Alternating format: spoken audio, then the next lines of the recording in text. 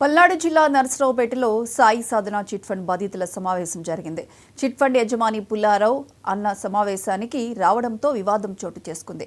సమావేశంలో పుల్లారావు బాధితుల లిస్టు తయారు చేశారు. పిల్లల పెళ్లి కోసం, పిల్లల చదువుల కోసం, రిటైర్మెంట్ డబ్బులతో భవిష్యత్తు కోసం చిట్ ఫండ్ యజమానికి డబ్బులిచ్చి మోసపోయామని బాధితులు ఆవేదన చెందారు. ఉన్న ఆస్తులను రేషియో ప్రకారం పంచుకునేందుకు టీడీపీ అండగా ఉంటుందని టీడీపీ నాయకులు సమావేశంలో చెప్పారు. తదుపరి కార్యాచరణ కోసం ఎమ్మెల్యే అరవింద్ బాబు ఇంటికి బాధితులు ర్యాలీగా వెళ్లారు.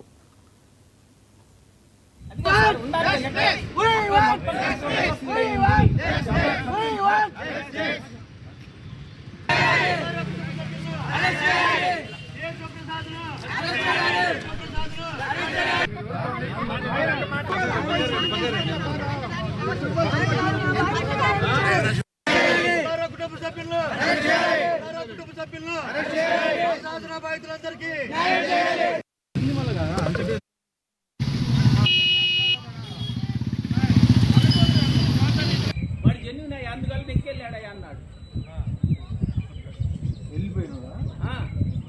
అలా అలా ఉంది. స్టేషన్కి వెళ్తే మన పరిస్థితి అదిగా సార్, ఉండాలిగా లెక్క.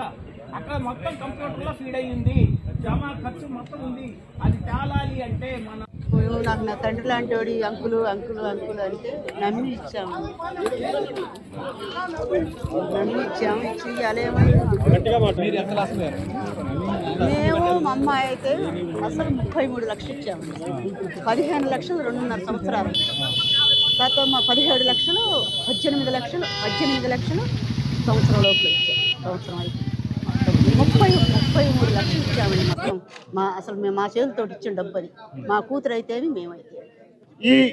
ఈ సమస్యని పరిష్కరించే వరకు పెద్ద నాయకుల దృష్టికి తీసుకెళ్ళైనా, అధికారుల దృష్టికి తీసుకెళ్ళైనా ఉన్న యావదాస్తిని వీళ్ళందరికీ సమానంగా వాళ్ళ రేషియో ప్రకారం పంచవలసిందిగా పంచడానికి అన్ని కార్యక్రమాలు ఈ ఐక్యవేదిక ద్వారా ఒక ప్రణాళిక ప్రకారం చిట్టు పాడుకున్న వాళ్ళ డబ్బులు అక్కడే ఉన్నాయి, మేము ఇచ్చిన డిపాజిట్స్ అక్కడే ఉన్నాయి.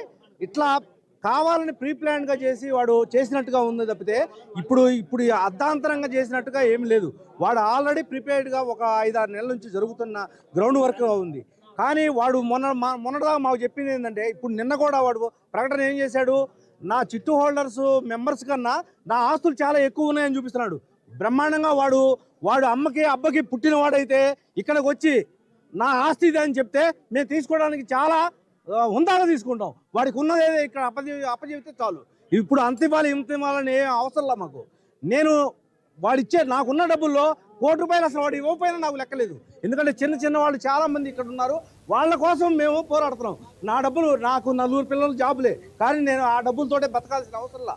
కానీ ఇవాళ ఇంతమంది బాధితులు తీసుకొని వాళ్ళిద్దరు పిల్లల కొరకు ఈ ఆలోచన వాడు చేయాల్సింది కాదు. వాడు మానవత్వం ఉన్నవాడైతే ఇప్పుడైనా స్పందించి మనల్ని ఎవరినైనా రమ్మని చెప్పి వాడు న్యాయం చేయవలసిందిగా కోరుచున్నాం. మీ